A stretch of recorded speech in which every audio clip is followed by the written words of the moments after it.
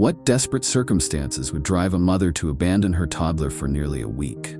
It's a question that challenges our most fundamental understanding of the maternal bond. As humans, we're wired to protect our young at all costs, to put their needs above our own. Yet sometimes, the unthinkable happens. In the quiet corners of everyday neighborhoods, behind closed doors and drawn curtains, desperate decisions are made. Decisions that leave us questioning everything we thought we knew about parental instinct. The story I'm about to share with you isn't just shocking, it's a disturbing glimpse into the dark intersection of desperation, manipulation, and escape. Child abandonment cases aren't as rare as we might hope.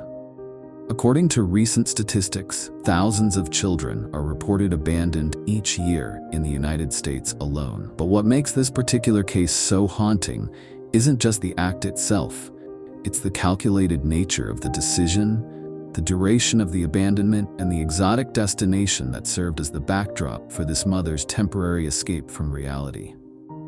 Before we dive deeper, I want you to ask yourself, what would it take for someone to cross that line? What series of events could possibly lead to such a devastating choice? In early spring of last year, 37-year-old Carrie A. Hartung made a decision that would forever alter multiple lives. After putting her 2-year-old son to bed one Thursday evening, she packed a suitcase, locked the apartment door behind her, and headed to the airport, leaving her toddler completely alone. For the next 6 days, while her son was left to fend for himself in a locked apartment with minimal food and no supervision, Carrie was over 8,500 miles away in the Maldives. White sand beaches, crystal clear waters, and luxury accommodations became her temporary reality, a stark contrast to the neglected toddler back home. But Carrie wasn't alone on this getaway. By her side was 25-year-old Joseph E. Bell, a man 12 years her junior with a lengthy history of fraud and financial crimes. A man who had systematically worked his way into Carrie's life over the preceding months, promising her escape, adventure, and a taste of luxury she had never known. What Carrie didn't realize was that Joseph had targeted her specifically, a single mother with financial struggles and growing isolation. She was not his first victim, nor would she be his last. But the consequences of this particular con would prove far more devastating than mere financial loss. If you're as shocked by this story as I am, hit that like button and subscribe to True Crime Story Files right now. Your engagement helps these important stories reach more people. And trust me, there are crucial lessons in this case that everyone needs to hear. This channel is dedicated to exploring the complex realities behind shocking headlines. We don't just tell you what happened, we dig deeper to understand why it happened and what we can learn from it. By subscribing, you'll join a community of thoughtful viewers who understand that behind every crime story are real human beings making choices with real consequences. The story of Carrie Hartung and Joseph Bell isn't just about abandonment. It's about vulnerability, manipulation, and the dangerous allure of escape.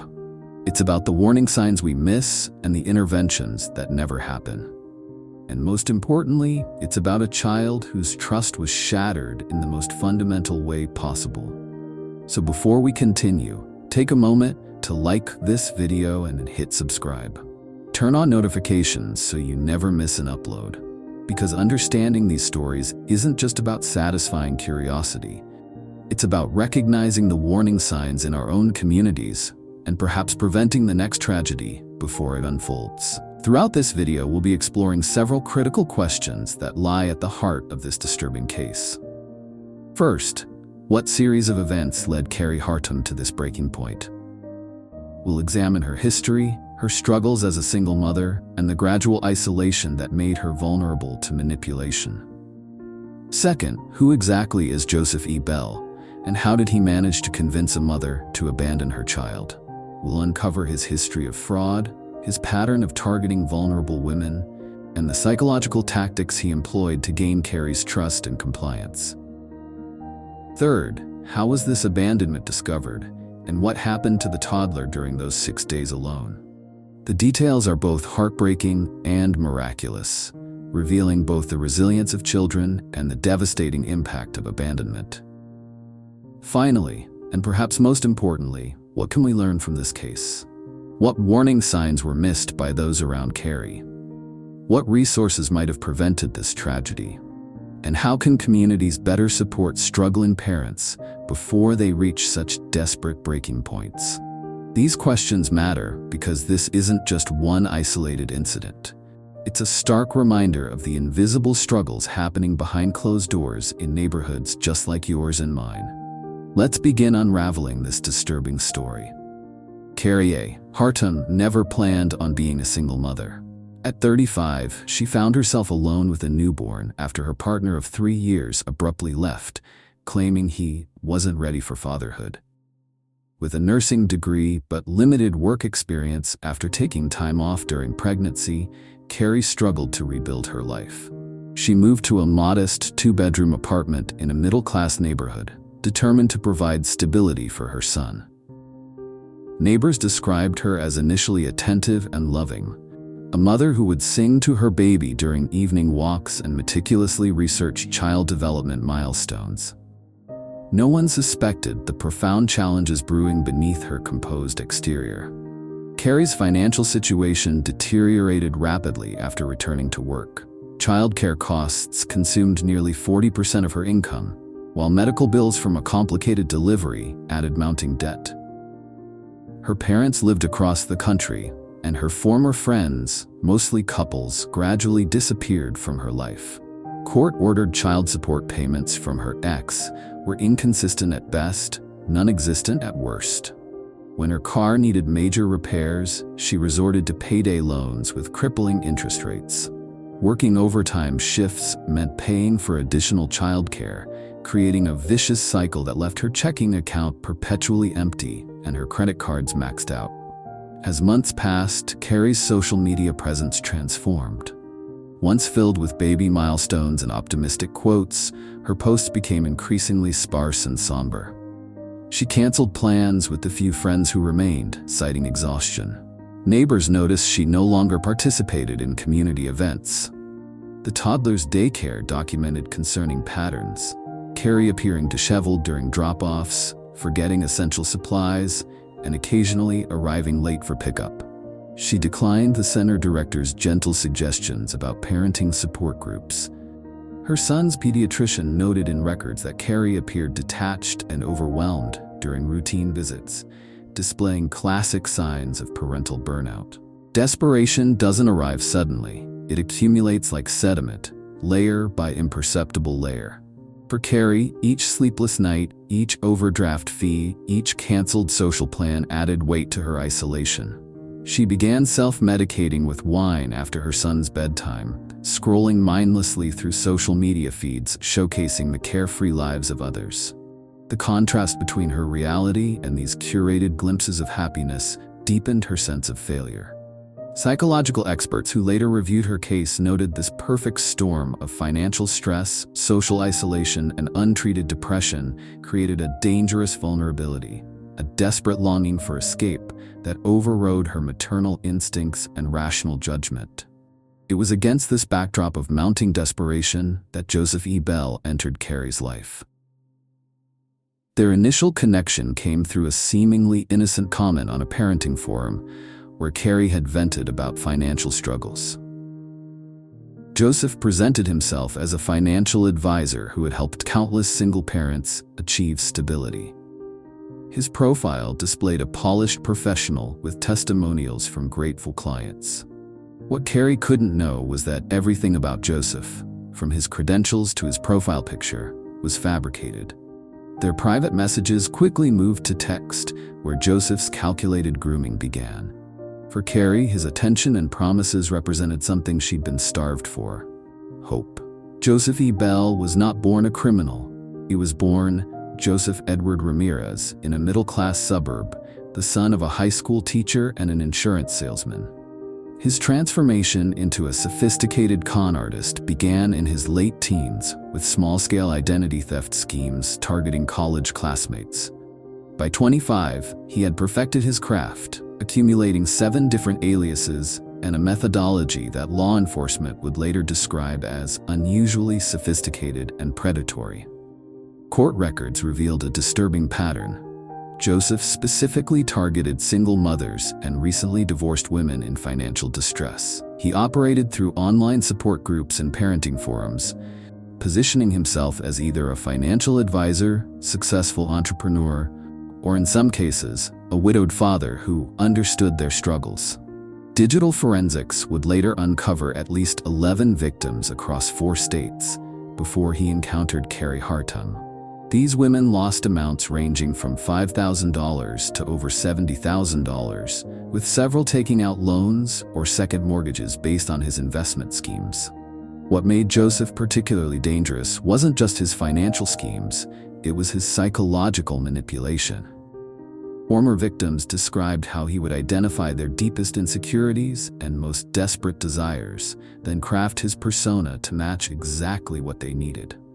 With one victim, he posed as a grief counselor who had lost his own wife. With another, he claimed to be a pediatric specialist who could help with her child's rare medical condition.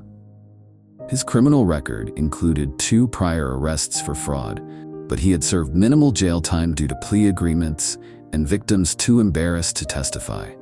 To Carrie, Joseph presented himself as a successful financial consultant who specialized in helping single parents create wealth. His social media profiles, meticulously curated with stolen photos and fabricated testimonials, showed a life of luxury travel, expensive restaurants, and philanthropic work with children's charities. He wore tailored suits purchased with previous victims' money and drove a leased luxury vehicle during their first in-person meetings.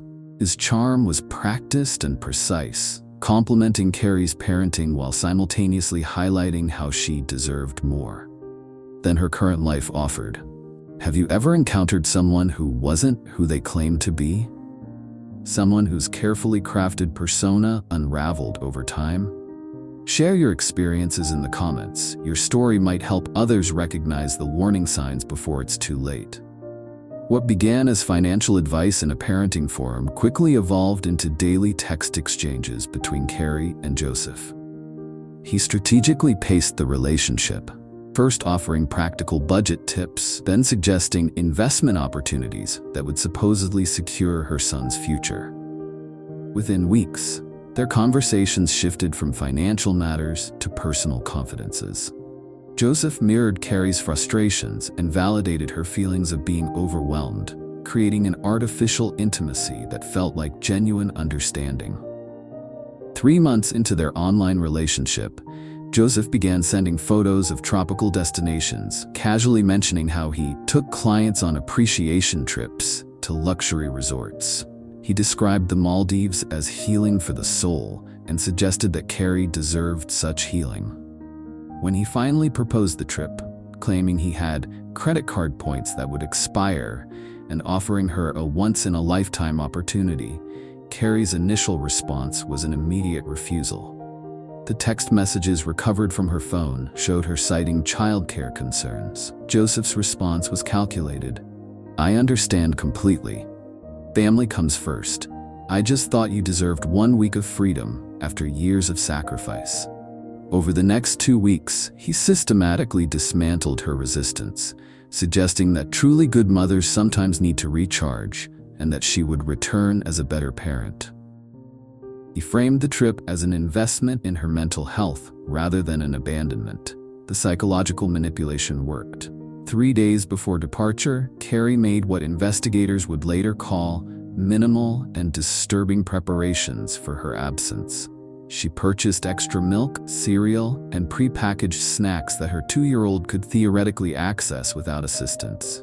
She left water bottles with loosened caps on low shelves. Most disturbingly, she placed her son's favorite stuffed animals and blanket in his crib, along with an iPad loaded with children's shows, as though these comfort objects could somehow substitute for parental care. Forensic psychologists who later analyzed the case pointed to classic elements of moral disengagement in Carrie's decision-making process. She had begun to rationalize the abandonment through distorted thinking. convincing herself the child would sleep through most of her absence, that he was independent for his age, and that 6 days would pass quickly. Text messages to Joseph revealed her compartmentalization. "He'll be fine for a few days. I need this. We need this." This story gets even more disturbing as we continue. Make sure you're subscribed to True Crime Story Files and have notifications turned on so you never miss an episode. The details of what happened next reveal just how quickly the situation escalated from poor judgment to life-threatening neglect. Hit that subscribe button now as we continue unraveling this shocking case of abandonment and fraud. While her toddler son lay alone in a locked apartment, Carrie Harton's social media erupted with images of paradise. Her Instagram, previously filled with sporadic parenting moments, suddenly showcased crystal-clear waters and overwater bungalows. "Finding myself again," read one caption beneath a sunset photo. Another, showing champagne glasses clinking, declared, "Sometimes you have to choose yourself first." Notably absent from any photo was Joseph Bell, who insisted on privacy while simultaneously encouraging Carrie to document their luxury experience. What Carrie didn't realize was that Joseph was using her social media as bait for his next victims. During their romantic dinners, he would excuse himself to take business calls, actually contacting other vulnerable women he'd been grooming online, showing them Carrie's posts as proof of the lifestyle he could provide. He also used their time together to gain access to Carrie's financial information, photographing her credit cards while she slept and installing T-logging software on her phone under the guise of helping her download travel photos. Back home, the first red flag appeared when Carrie's son didn't arrive at daycare on Monday morning. The center's director, following protocol, called Carrie's phone, which went straight to voicemail. After a second day of absence without notification, the daycare attempted to reach Carrie's emergency contacts, only to discover they were outdated numbers. By Wednesday, the third day of the child's absence, the center's concern escalated to alarm. It was Kathy C. Rom, a 64-year-old retired nurse living in the adjacent apartment, who ultimately contacted authorities. For 2 nights, she had heard intermittent crying through the shared wall, crying that eventually became weaker and less frequent. "Something just didn't feel right," Rom later told investigators. "I hadn't seen Carrie in days, but her car was still in the parking lot." When her knocks went unanswered, but she could hear the television playing inside, Rom called for a welfare check. Police officers who responded found the apartment locked, requiring maintenance to provide access. Inside, they discovered the 2-year-old in a state of severe dehydration and distress. The refrigerator door stood open, its contents largely spoiled or scattered on the floor from the toddler's attempts to feed himself. The child had soiled himself repeatedly, with diaper rash so severe it required medical attention. Empty water bottles and food wrappers suggested he had managed to sustain himself minimally, but medical experts later stated he likely wouldn't have survived another 48 hours. Investigators quickly traced Carrie through her digital footprint, her location-tagged social media posts providing a real-time map of her whereabouts. Credit card transactions and flight records confirmed she had willingly traveled to the Maldives with Joseph Bell, leaving no arrangements whatsoever for her child's care. Carrie Harton's return to American soil was far from the homecoming she had envisioned. As she exited the international terminal, 2 plainclothes detectives approached her, and she was taken into custody without incident. According to the arresting officers, her first question wasn't about her son's welfare, but rather, "How did you know I was coming back today?" Joseph Bell, who had separated from Carrie at their layover in Dubai with promises to meet up next weekend, had already disappeared, taking with him her laptop, jewelry, and access to her compromised financial accounts. Prosecutors wasted no time filing serious charges. Carrie faced felony child abandonment, child endangerment, and child abuse, collectively carrying potential sentences of up to 15 years. Joseph, apprehended 3 weeks later at another airport with a different woman, faced fraud charges related to Carey's case, plus multiple counts from previous victims who came forward after media coverage. His criminal exposure exceeded 25 years when federal wire fraud charges were added. The case ignited a firestorm of public outrage.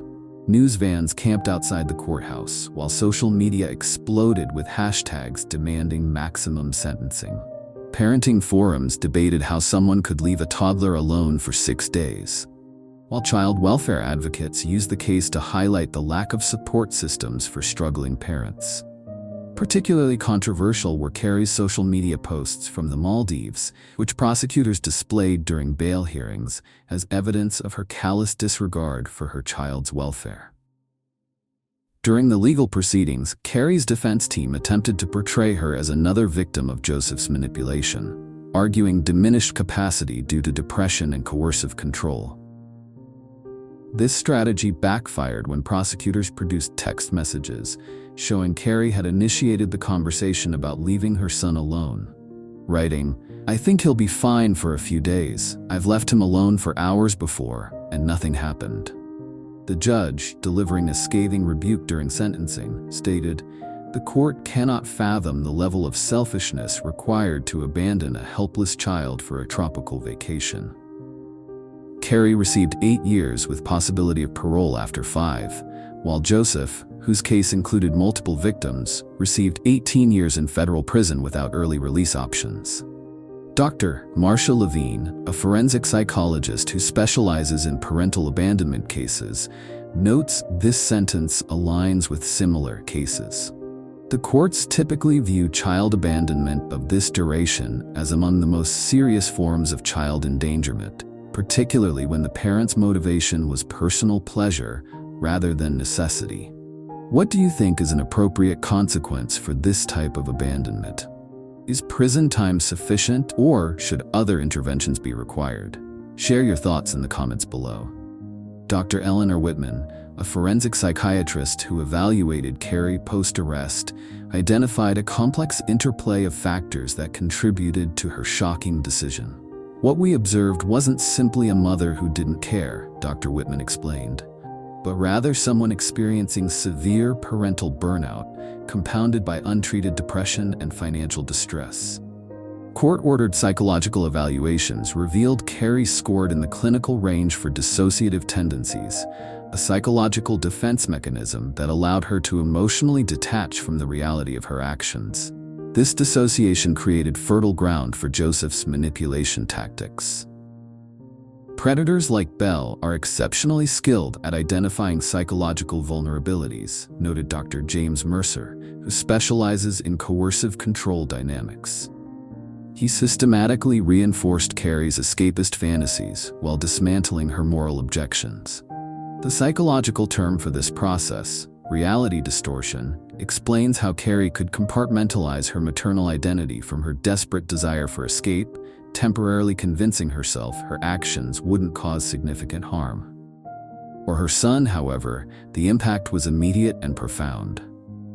Pediatric trauma specialist Dr. Sophia Chen, who treated the toddler after his rescue, documented symptoms of acute stress disorder, regression in language skills, severe separation anxiety, and disrupted sleep patterns characterized by night terrors. Children this age experience abandonment as life-threatening, Dr. Chen explained. Their developing brains can't process the concept of temporary absence. They experience it as permanent rejection, triggering survival panic. Following hospitalization for dehydration and malnutrition, the child was placed with Carey's sister under temporary guardianship. Court records indicate he required specialized trauma-focused therapy, with progress reports noting persistent attachment issues and developmental delays 6 months after the incident. Research on similar cases presents a sobering picture of long-term outcomes. A longitudinal study from the National Child Traumatic Stress Network found that children who experience severe abandonment before age 5 show higher rates of anxiety disorders, 62%, trust issues in relationships, 78%, and emotional regulation difficulties, 81%, compared to the general population. However, the same research offers hope. Children placed in stable, nurturing environments with appropriate therapeutic support can develop remarkable resilience, with positive adjustment possible when intervention occurs promptly. Statistics reveal Carrie's case, while shocking, isn't isolated. Child welfare agencies report approximately 7,000 cases of parental abandonment annually in the United States, with roughly 18% involving children under 3 years old. What makes this case statistically unusual was the specific circumstance: abandonment for voluntary vacation, rather than the more common scenarios involving substance abuse crises, mental health emergencies, or economic catastrophe. The story of Carrie and her son offers valuable insights about recognizing dangerous situations before they escalate. In Joseph Bell's approach, several red flags emerged that apply to many online relationships. His rapid emotional intimacy, moving quickly from stranger to confidant, serves as a warning sign in any digital connection. His reluctance to video chat, consistent unavailability during certain hours, and grandiose promises of financial solutions all represented classic manipulation tactics. Perhaps most telling was his systematic isolation of Carrie from her remaining support network, subtly criticizing friends who expressed concern and encouraging her to focus on their special connection instead. Parental burnout, a condition now recognized as distinct from general exhaustion, displayed clear warning signs in Carrie's case. Her increasing emotional detachment, neglect of her own appearance, and expressions of resentment toward routine childcare tasks all signaled a parent in crisis. Statements like, "I can't do this anymore," or "I sometimes wish I could just disappear," should never be dismissed as normal parenting stress, but recognized as urgent indicators that someone needs support. For parents approaching similar breaking points, various forms of assistance exist but often remain underutilized. Many communities offer emergency childcare assistance, respite care programs, and temporary care options during parental emergencies. Support groups, both in-person and virtual, can provide crucial connections for isolated parents who feel they have nowhere to turn. Community intervention plays a vital role in prevention. Practical support, like meal delivery services, childcare co-ops, and parents' night out programs, can provide crucial breathing room for overwhelmed caregivers. Workplace policies supporting flexible schedules and emergency family leave create important safety nets. Most importantly, removing the stigma around parental struggle allows people to seek help before reaching breaking points. If you know someone struggling with parenting, don't wait for a crisis. Reaching out with practical help rather than judgment could make all the difference. Sometimes the simplest gestures, offering to watch a child for a few hours or dropping off a prepared meal, can provide the breathing room a struggling parent desperately needs. Today, Carrie Hartung remains incarcerated, serving her 8-year sentence with eligibility for parole in 2026. She has completed parenting classes and therapy programs in prison, but has been denied visitation rights with her son. Joseph Bell is serving his longer sentence in federal prison, where investigators have identified at least 4 additional victims who came forward after his conviction. As for the child, court records indicate he now lives permanently with his maternal aunt and her family, where therapists report gradual improvement in his emotional stability and developmental progress, though certain attachment issues persist. This case forces us to confront uncomfortable truths about parental responsibility in a society that often glorifies self-fulfillment above all else. While we can understand the psychological factors that led to Carrie's devastating choice, understanding doesn't equate to justification. The fundamental covenant between parent and child, protection above all else, remains non-negotiable, regardless of personal circumstances or desires. As we conclude this disturbing story, I leave you with this question. What responsibility do we all share when we notice a parent in our community struggling? Are we truly our brother's keeper? Or do we look away until tragedy forces our attention? If this story impacted you, please like this video, leave a thoughtful comment, and subscribe to True Crime Story Files for more stories that shed light on the complexities of human behavior. By understanding these tragic cases, perhaps we can help prevent future ones.